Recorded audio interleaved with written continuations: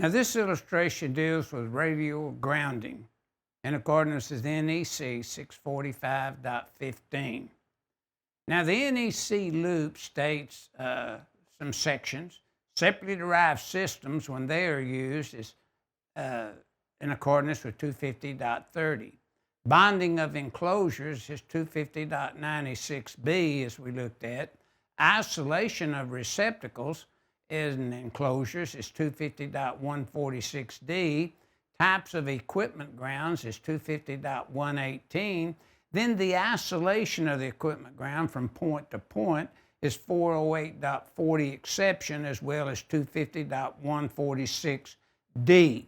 Now, what they're showing here is the metal frame of a computer room, number 4 conductors on 2-inch centers, or the metal frame, as I just stated, could be used.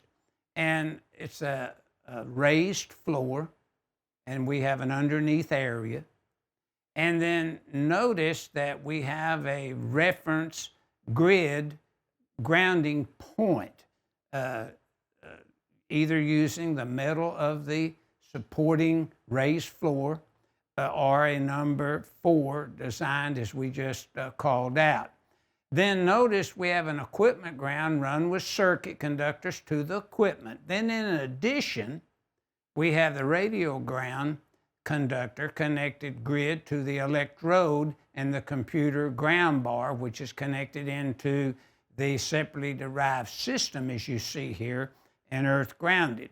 Now, it's either to the service equipment where you don't have a separately derived system, or you could connect it as shown to the separately derived system. So we're radial grounding in accordance with 645.15 is shown in this illustration with the NEC loops, giving you additional information where you would want to utilize such information.